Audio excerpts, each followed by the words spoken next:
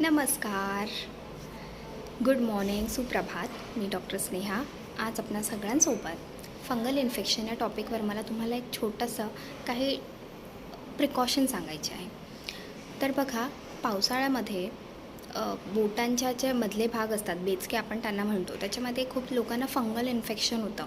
तर तिथे जखम झाल्यासारखं होतं किंवा दुखायला लागतं. तर हे जे आहे ते फंगल इन्फेक्शन आहे. तर हे का होतं, बेसिकली तिथे ओलावा राहत असतो. खूप सारे मेल पेशंट्स असतात, ते काय करतात, शूज वेअर करत असतात किंवा सॉक्स असतात. त्यांची ड्युटी अशी असते की त्यांना ते कंपल्सरी सॉक्स आणि शूज वेअर करावे लागतात. काही लोकांना प्रोफ्यूज पर्स्पिरेशन म्हणजे खूप घाम येण्याचं एक सामान्य त्यांची बॉडी टेंडन्सी असते की त्यांना खूप घाम येत असतो. तर मग अशा वेळेला काय होतं, जास्त घाम आल्यामुळे ती जागा नेहमी बंद आणि ओलसर राहिल्यामुळे तिथे फंगल इन्फेक्शन कॉमनली दिसून येतात.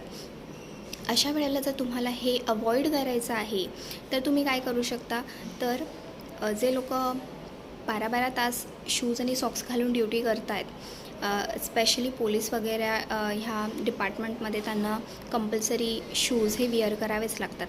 तर मग अशा कंडिशनमध्ये ते सॉक्स चेंज करू शकतात 6 तासाच्या अंतराने. कारण जर त्यांना एक्सेसिव्ह पर्स्पिरेशन असेल, तर त्यांना जास्त घाम येत असेल पायाला, तर सगळ्यांनाच असं असेल असं काही गरजेचं नाही. काही लोकांना घाम कमी प्रमाणातही येतो.